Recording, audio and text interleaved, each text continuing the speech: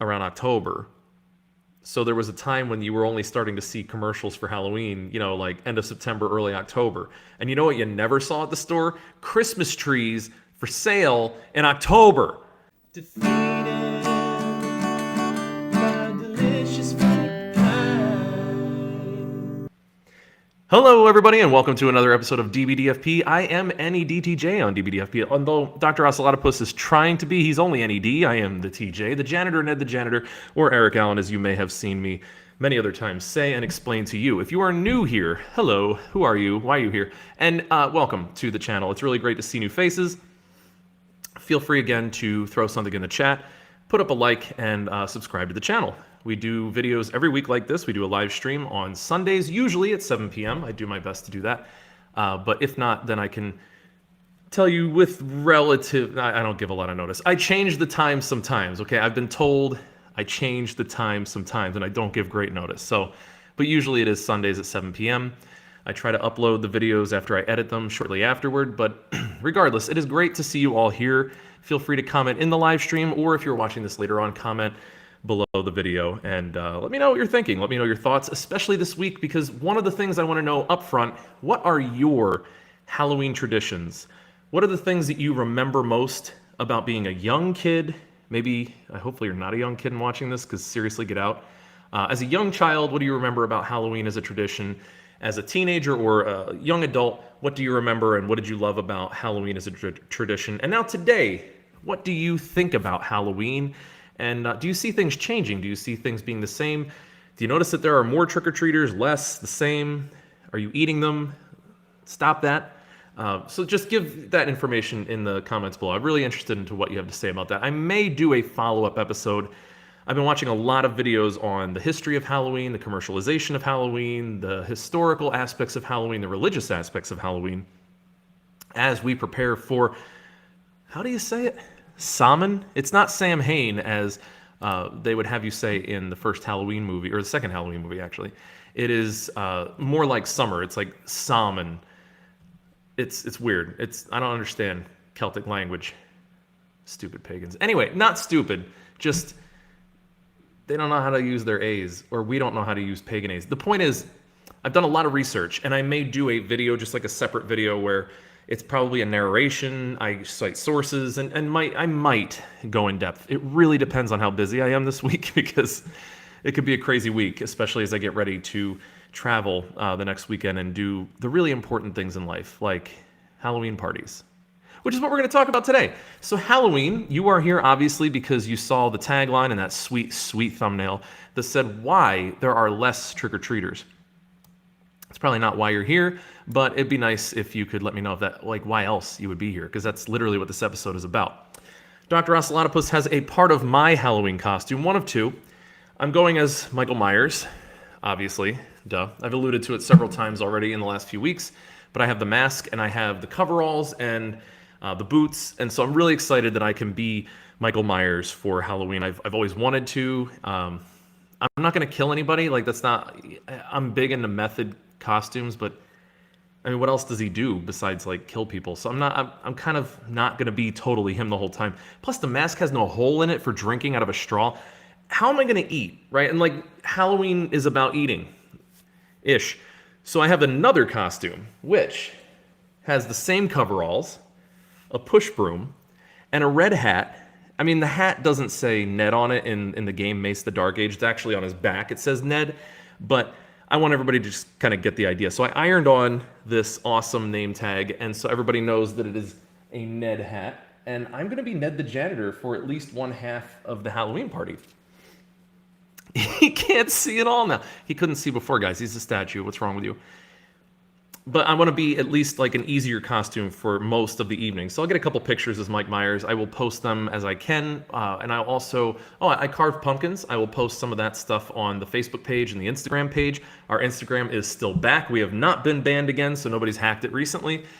Very excited about that. So I'll be posting all of that information and all of those weird pictures and videos as we go forward in the week. In the meantime, this week, what I wanted to focus on was not my favorite things about Halloween. I don't want to talk about Halloween movies this year. You know, a lot of the things that I've discussed over the last month and a half have been related to the fall and related to Halloween, but this week I really wanted to take a little bit of a dive, not a deep dive. God, I'm already sick of hearing that, and definitely sick of saying it. The mug of the week this week is brought to you by Darth Vader, here to kill you all or to make you bend to the will of the dark side. You do not know the power of the dark side of the Force when it has coffee inside of that vessel. So what I want to talk about is more related to historically, what has Halloween been in terms of like the holiday itself? How has it become more popular, less popular, and what traditions have been created because of this holiday? And then where does it stand today? Where does Halloween stand today? And what does it stand for? Does Halloween stand for anything? Does it stand for world peace? Does it stand for the environment? What does Halloween, All Hallows Eve, Samhain, what does it all mean? What does it all mean, Basil? And if you're Austin Powers for Halloween this year, good for you for bringing back the year 2000. You're doing it right. You're killing it, and you're doing big things. You're a big person. I don't know anybody doing that. Submit your picture for your Halloween costume to DBDFP, and we will rank you. I mean, judge you. I meant rank you. All right, I won't judge you, but like I might put your picture up if you give me permission, because it's pretty cool that you would submit what your costume is, and we will pick a winner. We will pick a wiener here. Live next week. I don't know if there will be a live stream next Sunday. I have to think about that and or be awake and alive to do that based on the travel and said Halloween party. So Halloween, where did it come from? Where did it go? Something about Cotton Eye Joe. Halloween originally was a pagan holiday. I don't think that's really news for anybody, especially people who are on here. But Halloween was a big deal. Samhain was a huge deal because honestly, the pagans didn't have television. So they were really all about watching the sun all year and how it affected the world. So they had this whole thing like October 1st, or October 31st, it was the end of the Celtic calendar, and it really like was about the dead coming to life. That's why they left out food, so that they wouldn't have the ghosts come into their house and like, I don't know, do nasty ghost things to them. I don't know. They watched Scary Movie 2. They didn't really want to see that happen to them, so they put out food. And they made sure that the ghosts wouldn't do anything for them. They also wore masks when they went outside so as to blend in, because they're very smart, to blend in with the ghosts. And then they saw ghosts everywhere outside. It was really weird. It's like everybody agreed to put on outfits that made them look like ghosts and goblins. And then every time they went outside on All Hallows Eve, or, it wasn't called that then, but Samhain, they would actually see all these ghosts and goblins. Weirdly, the pants and shoes, though, looked like their neighbors. But they were right about those ghosts and goblins because they were smart. So that's where it all started. Then, the whole like Christendom thing came out. I want to talk about a side thing about if you don't know how Christianity spread throughout Great Britain, it's kind of awesome. So Christianity was getting big from the Middle East upward. Like it went north, it kind of went into like Spain and Portugal and France and all those places, and obviously that kind of worked out for them. But then they went to this big old island called Great Britain. It wasn't called that then. And there were all these pagans that also, paganism was working out for them back then. They were doing the whole Easter thing. It wasn't Easter, but they had rabbits for fertility. They had this Samhain festival every year. They had this big giant Zen garden called Stonehenge. So they had all this really cool stuff going for them. And so the Christians went up and they were like, yeah, but our God is awesome. Your God is not as cool, or your gods are not as cool. I don't know how many gods they have. Maybe like, Mel and the Three Stooges. They're not as cool as our God and our Lord and Savior and all that stuff. And the Celts were like, yeah, prove it. So they were like, okay, we're going to build a giant fire. And you could build a giant fire too. I'm already down with this plan, by the way. So then we build a fire, and your people have to jump over our fire, and then you build a fire, and our people jump over your fire, and whoever has the fire that somebody can't jump over, they have the more powerful god. Well, sweet, say the Celts, who also love fire. So they do this, and over again, the Christians were winning. Now, Roman fire. So might have had an advantage. And it being raining all the time in, the Celtic lands, namely looking at you, Scotland, raining 60+% of the time. They probably weren't big on making great big fires. So, I don't know, whatever, it doesn't matter. It worked out really well, and the Celts were totally into this whole Christianity thing because they were like, sweet, now teach us how to bake these big fires. So, fire is what made Halloween, or at least All Saints Day. You can thank fire for one more thing. I know you loved fire before, but now, there's another reason to, guys. So then it became this Christian holiday, All Hallows Eve. which came the day before All Saints' Day. And All Saints' Day was all about, saints. And there was a day for it. But it didn't matter. So in terms of what we're talking about, again, there are other histories of Halloween that you can go watch, and I'll let you know if I try to do one that beats them. But for the most part, if you just put in the history of Halloween, there are great YouTube documentaries on it. History Channel has some good stuff on it too, but let's be real about History Channel. Not going to say the words, but for our intents and purposes, you need to know that Halloween wasn't like popular. It's not like it was fun. People still adopted the traditions and rituals of Samhain, but it was really more about like, oh, look, let's not tell fortunes and let's not have like ghosts that are like talk to us through mediums. It was a lot more about actually the much more interesting story of Halloween, which was women finding out who they were going to end up being married to.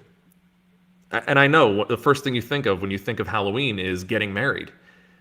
That's mostly what Halloween was for like hundreds of years. It's really weird. So a lot of the things that kind of came left over from Samhain were this like, I guess like incantations, prognostication, fortune telling. But what the fortune telling was specifically about was telling young women who they were going to end up married to. And there were all kinds of weird rituals for this. And the biggest one that I saw was the dumb supper.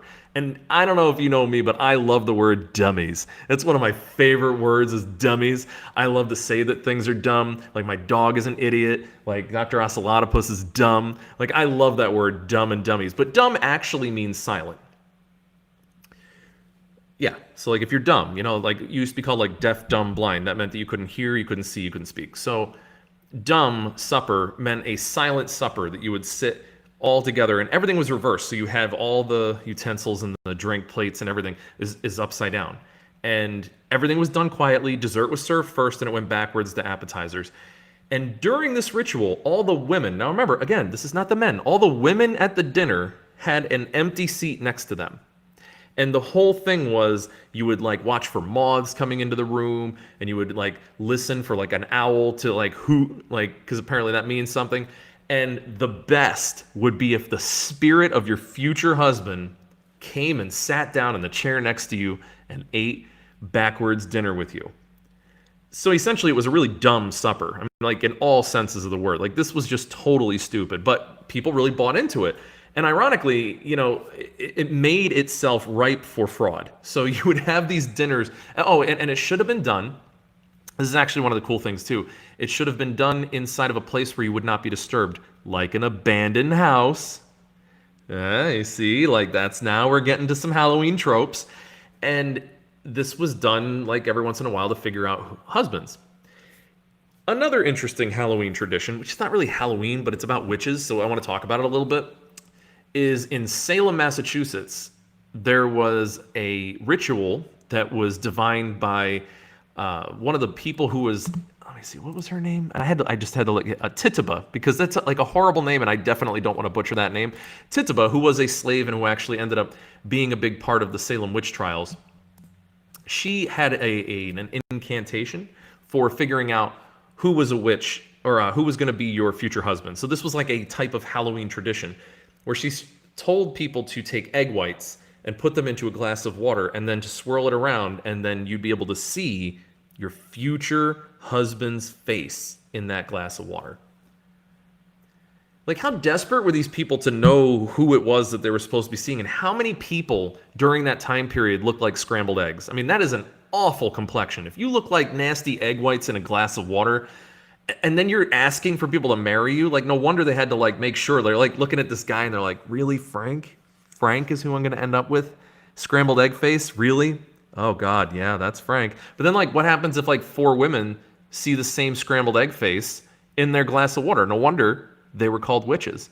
Because it just seems like a curse. This poor guy's, like, walking down the street, and he is not an attractive man. He looks like nasty yolk or yolkless egg just in water. And meanwhile, all of a sudden, these 4 women from the local community are saying like, hey, we're going to get married to you. I saw it in the water. And he's like, yeah, me too, actually. Actually, he called them a witch, and then he called the local reverend, who happened to have a slave named Tituba, who then he questioned, and she's like, yeah, actually, I made a deal with the devil, Satan. So Satin and I hung out, and I promised him I would like convert these people to be witches. So, I shouldn't be punished, but I should be one of the people that points out who the other witches are since I've come clean. Naturally, this was like, yeah, sure, of course, totally. So then, like, a bunch of people died, and a bunch of property was taken away from people, and a lot of people were called witches. Interestingly, after the Salem witch trials, there was famine, disease, crop failure, and all kinds of other problems in the area. And they thought, man, maybe this was God. But we all know what it really was: witches. So anyway, that's the whole thing about like Halloween was a lot about finding out who your future spouse was. And so they had all these weird rituals and things like that. So this did not gain popularity, particularly with the children's, until the 1950s. So like fast forward like a long time. So we're talking like in the 1600s, we had the witches thing, and like that was a little sad and a little bit weird. Rough stuff. By the way, nobody burned at the stake. That's like, I don't know where that came from, but they were actually crushed to death with a board that had stones on it. So, not better. Not better. Also, blaming fire when we already discussed how fire even allowed for Halloween in the first place with the Celts and everything. So the potato famine in Ireland was a big part of what made Halloween become a thing in the United States. So like this is more of a US part of this because it was in Ireland. That's where the Celts were. It started out really big there. So I guess like Stonehenge caused Samhain and Samhain caused Halloween, and then potatoes being in a famine caused Halloween in America. So we're on the same page now, right? Like fire, famine, Halloween, America. Good? Good. Okay. So then it started to get really popular in the 1950s with the children's, because before that it was about trick or treat, which essentially trick or treat was a mixture of a couple of different rituals. And again, you can find this history. It's a lot better sourced and cited elsewhere, but I'm just going to give you the summary. There were poor people that used to beg for soul food, and so they would ask better off people for soul food. Not like from like food trucks in Philly, like soul bread, and so if they gave them the soul bread, they would pray for people who were like in their family or like, ancestors or friends or the dog, especially those two poor dogs who died from witchcraft in the Salem witch trials. Rip puppies, ripperonis. So they would write these prayers. So that was like a souling that they would do. Then there was another thing where obviously with the spirits and the ghosts and things, they were going around and doing tricks on different households unless they had treats that were set out afterwards. So a bit of that and a bit of this, it turned into trick-or-treating. Again, not super popular with the older people, but with the kids in the 1950s. So now we're post-World War II. We've got a lot of money, and we have a lot of people that had a lot of babies. I don't know if you've ever heard of these people before, but there was a boom of babies. And these people that came out of that boom were babies of the boom. Or maybe baby boomers. No, that doesn't sound right. Babies of the boom. So babies of the boom in the 1950s started to dress up as witches and goblins and devils and things, just like back in the days of yore with the giant Stonehenge Zen garden from the Celtic era. And then they were asking for candy because, candy companies aren't stupid. And they said, hey, let's advertise candy for this Halloween thing, because I think Christmas and Thanksgiving were booked. There were presents already. So it became the number 2 most important commercial holiday in the 1950s, Christmas obviously being number 1. Then it was all the rage, and this is when we began to shape what American culture considers Halloween to be. So from the late 1950s to the late 1960s, this was really just a children's holiday. But as you know, these darn kids, they grow up, and then they want to keep doing the traditions that they grew up with. So while it wasn't necessarily like asking for candy, they still wanted to dress up in costumes, but they also wanted to hook up, like all the time, everywhere. So the costumes became more older oriented and maybe even young adult oriented, and then unsavory things happened. Like a lot of the things that maybe were supposed to be happening at Easter, the fertility holiday that we also converted from a pagan thing and made it a Christian thing. So Halloween kind of became Easter. I'm sure there were people dressed as bunnies. That's still gross. Bunnies that just lay eggs, it's just not right. It's like people didn't even take anatomy and physiology or even basic biology back then. And these were the people who founded America. We're talking about these people were better and they knew more than us. Yeah? Well, why did they think that rabbits laid eggs, huh? Huh? Yeah. And why were they not burning people but putting giant boards with stones on them? And why were they killing dogs? You can't do that anymore. Like, we're way advanced. We don't kill dogs in movies. Look at Halloween, from like the original Halloween movie and then the new Halloween movie. Yeah, that's what I'm talking about. We learned. We evolved. So then it came to the heyday of Halloween in terms of like people loving Halloween. So that went to the 1960s, mid 60s to late 60s, and all the way up to the late 1990s. That is the Halloween like epic time. So and we'll get into it a little bit after. This was the time period where the slasher movies came out, your horror movies came out, like The Prophecy came out, and like Ouija board movies, and all this stuff came out that was surrounding all of the rituals with Halloween. So they took all of the things historically. I mean, you had writers that were actually doing research on the history of Halloween. And they were finding out like the abandoned houses for the dumb supper. You had witchcraft. You had ritual sacrifice. You had dressing up as ghouls and ghosts. You had the tropes related to actual like real demons coming at you. Demons 1, Demons 2, the Warlock movies. You had all these. Like, it was like a crazy time for the movie industry to really take a hold of Halloween and make it something that we could all really get into. Because before that, before the 1950s, I mean, it was about as important as Columbus Day. Sorry, Columbus, but like nobody really cares about you. It was like, you know, deer hunting, the first day of deer hunting. Really important to some. Other people really didn't get why it was a holiday. And why we get off from school for it. Anyway, so that's what Halloween was. And then it became something so big that schools incorporated it into their artwork and into their writing and into the curriculum. And television had television specials and series and things on that. And breakfast cereals had different characters all year round, like Boo Berry and Count Chocula. I almost said Count Dankula. What's up, Dank? And, you know, Frankenberry. And you had like a real popularization of Halloween tropes and characters and outfits year round. Not to mention during the period, again, and this was really interesting, Halloween was celebrated around October. So there was a time when you were only starting to see commercials for Halloween, you know, like end of September, early October. And you know what you never saw at the store? Christmas trees for sale in October. One of the documentaries that I wanted to talk about discussed how Halloween is really dominated by one industry, one company. That company's Walmart. So we got Halloween from fire, but we got a popular Halloween because of Walmart. Thank you, Walmart. And a Walmart that makes fire, man, now you've got it. Now you've got to make, now you're playing with power, superpower. So you had Halloween getting super popular up until about the 90s.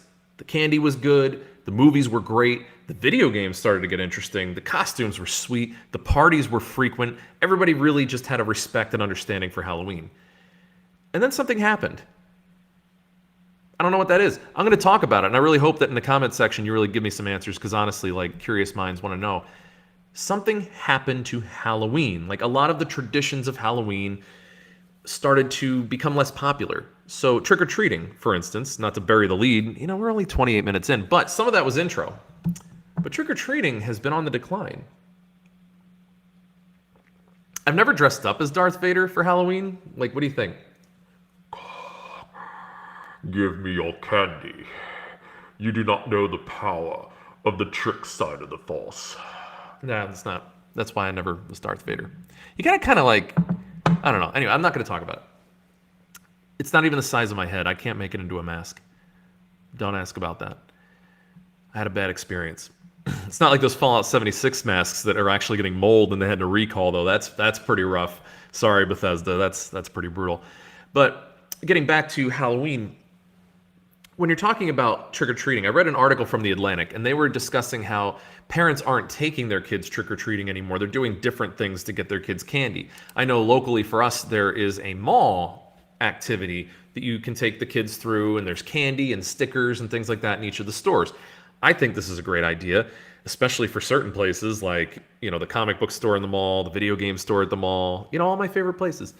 They have candy and things to give out to kids, and it's safe, it's well lit, it's warm, and freezing Halloweens doesn't really matter. It really is a lot safer, and that safety became bigger and bigger of an issue. And as we started to get more and more isolated as people from each other, it started to get less of a common sense thing to be able to go around your neighborhood and ask the families that you know in the community for candy. Or you'll egg their windows, throw toilet paper all over their bushes, and they're never going to know who did it. Looking at you, Tommy Doyle. That's just not a thing anymore. It's starting to become, as we lose the social fabric that ties us all together, even like the simple things like knowing who your neighbors are by name, knowing the other parents in the community because you've seen them at PTO meetings, PTA meetings, 4-H meetings, anything else related to meetings that parents go to, and we don't know why because we're just stuck here in this stupid big hall and they're saying a bunch of boring stuff. But we get to see the other kids in the neighborhood and then talk to them and talk about how adults are stupid because they have big long meetings for no reason. That stuff isn't going on anymore. And as the virtual landscape increases in comfortability and access and communication, minus some deplatformings that make people not allowed in the public square, but that's a story for a different day and probably a different channel, you had a lot less interaction in the real public square. Most people not even knowing where their town hall is or their public library. Places that used to be the only way to go meet people and get involved and do things in the community. The place that had the bulletin board with the announcements of the things like when's trick-or-treating and what are the hours for these different like apple bobbing for apples. It's like that episode in The Office where Erin was bobbing for apples and she's like, I ate 3 whole apples because she like wasn't coming up for a while. Like, she cannot be that dumb, right? Like, and how did she eat those apples? Have you ever tried to eat underwater? Does she have superpowers? Or maybe she didn't know what the apples were and she thinks that like cherries are apple. I don't know. There's something wrong with that girl. But bobbing for apples, different activities, like different festivals used to be announced in singular places in the community. Suburbia, suburban life in America, which was pretty much, I talked about this week, that when I grew up, I lived in a very rural area and there was not suburbia. But we watched all these movies about Christmas, Halloween, Thanksgiving, regular summer movies, and it always depicted a suburban lifestyle. And I always remember watching those movies being like, nobody lives like that. And then I moved to suburbia and I was like, whoa, people live like that. But now, you know what? People don't live like that. So it's a lot different than even the movies depicted. It's one of the reasons why kids can't relate to a lot of movies from the 80s and 90s. They don't understand that people used to just interact with like strangers in the community because they don't have to. They can go online and they can talk to people there. And so a lot of that stuff put together creates this weak social fabric where you don't know the neighbors. And so it becomes kind of weird to go door to door to people's houses once a year and beg them for candy. And like, as one of those strangers who doesn't want to have to give out candy to kids that I don't know, it's weird on my end too. I mean, I remember when I moved to a house in a new community and I was like, I'm pumped and I'm going to do all the Halloween stuff.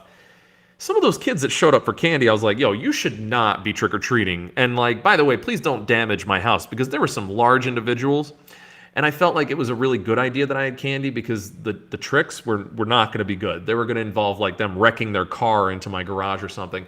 I don't know why they were asking for treats though. Like, it looked like they could have a full-time job and just go get it. It was weird. It was definitely weird. And I never saw those kids again the rest of the year. Now, that may be because, again, as I said before, other people might have eaten them. And again, I highly encourage you not to eat the children. But also don't just expect them not to vandalize your house because you didn't have candy. But it's on the decline, says The Atlantic. There are less and less kids that are going out there and enjoying the tradition of trick-or-treating. But yet, the costume industry is making like $3 billion plus every year on Halloween. The candy industry is making $2.5 billion plus a year.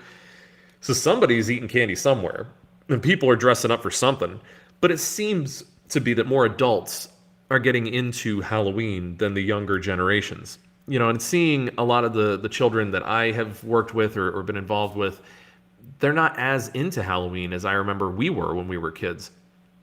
It's a bit like the Saturday morning cartoon thing that we talked about last week. If you haven't watched that video, it's still live, but we will be editing and putting that up there for you all. You're welcome. It's one of those traditions that seems to be going away. And so what does that mean? What does the future hold for Halloween? What are we going to be doing? Will we be saying trick or treat, smell my feet, give me something good to eat? That's a weird rhyme, by the way. That's gross. I mean, the feet thing. And there was an end to it that involves underwear being pulled down. But are we going to get rid of the other parts of Halloween? Will this holiday go back to the obscurity that it enjoyed for hundreds of years up until the 1950s?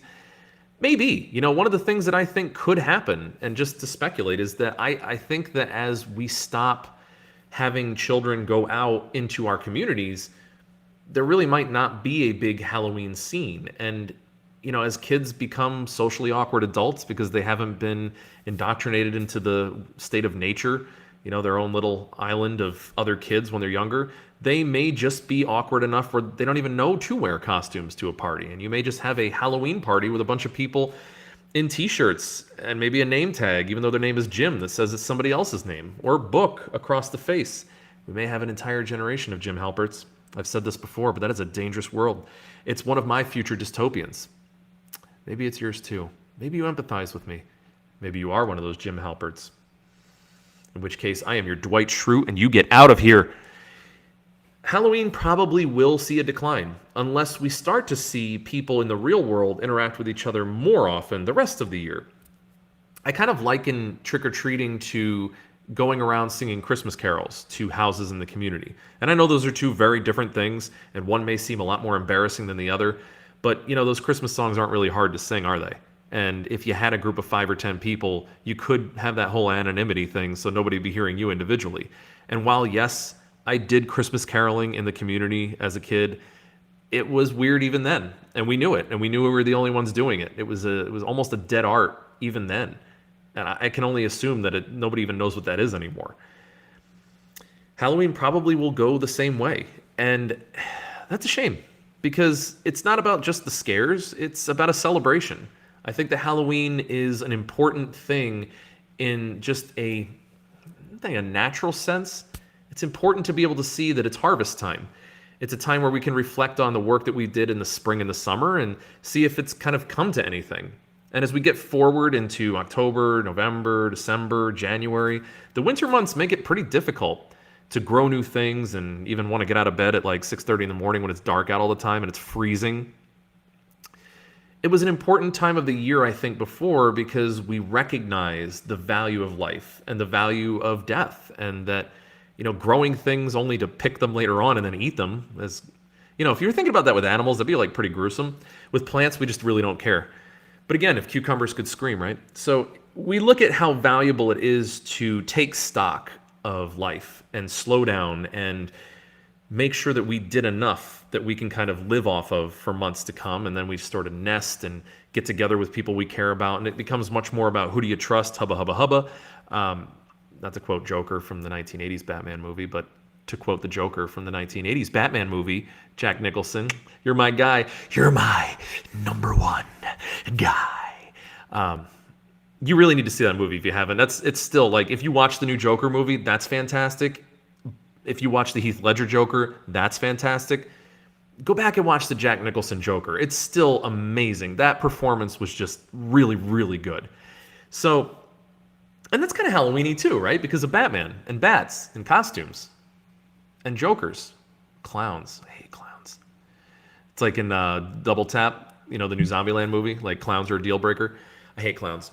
But if you're looking at celebrating something that is the beginning of winter, really, I mean, like November 1 in a lot of places, like especially in Canada, it starts to get really cold and it starts to snow a lot. It's important to have something that delineates those times. And, these Stonehenge people, the Celts, just because they had a giant Zen garden doesn't mean that they didn't know anything. And we still don't even really have a great idea as to how they got those stones up there. And they thought it was so important to mark that time of year that they were willing to build this monolithic structure so that people for hundreds, if not thousands of years, could really take inspiration and awe from just the sun being in a specific place in the sky every year.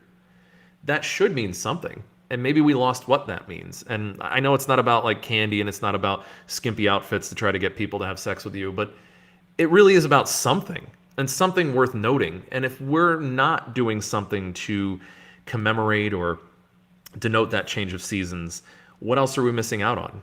And if we start to diminish the value of our rituals, don't we diminish the value of the life cycle? And life is one of the words in life cycle. Are we not diminishing life itself if we're getting rid of traditions? I don't know about you, but I've noticed that people everywhere are starting to have a harder time knowing what the point of this all is. And maybe, just maybe, a Halloween that has dumb dinners and stupid outfits and candy for kids, toilet paper, and eggs on windows is one of the things that can be helpful to actually answer that question. I don't know. I just like candy and I like Mike Myers, and I'm going to wear costumes for the next however many years of my life. And I'm going to enjoy the little things in life like I have for decades at this point. And I encourage you to tell other people about how you think Halloween's important, your traditions, things that you think are important, not just in Halloween, but the rest of the year. And maybe you can help bring that social fabric back together, not by letting your neighbor borrow a cup of sugar because sugar's bad for you, but maybe your stevia, maybe your rice flour, maybe your vegan recipes. I don't know. The world is weird. Just don't give insect recipes because that's gross, and we're not there yet. Just maybe give that time, and hopefully it'll never happen. And build that social fabric up. Have kids feel free to ask you for treats, and maybe feel a little bit of threat that they're going to throw stuff at your windows if you don't give them that candy. The point is, what I'm saying is that Halloween, I think, is actually important. As stupid as of a holiday as it may be, it's not Christmas, it's not Thanksgiving, but it is a holiday that I think is very important for the seasons and nature and getting back to something that we may or may not even understand at this point. But go outside, look at the leaves. If you're in the South or if you're in California, I am so sorry. None of this applies to you, and that's why people there are crazy. A Florida man, ... point proven. But for everybody who has seasons, look at the difference in the seasons now. It's beautiful. It smells great. You can get that pumpkin spice coffee. Anyway, that's a different video.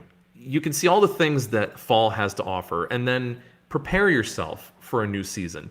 It's going to happen with or without you, but it would be really nice if you could kind of come along for the ride and appreciate what nature has to offer and share that feeling, share that seasonal appropriate feeling with other people, and bond over it. Because I don't know what the point of life is, but I know it involves people, it involves pies, it involves books, comic books, video games, movies, and television for me. But whatever it involves for you, hopefully holidays are one of the things that makes it worthwhile and special. So here's to you guys. I hope you have a great Halloween. This is NEDTJ signing off for DBDFP. I'll see you all maybe next week. Defeated by delicious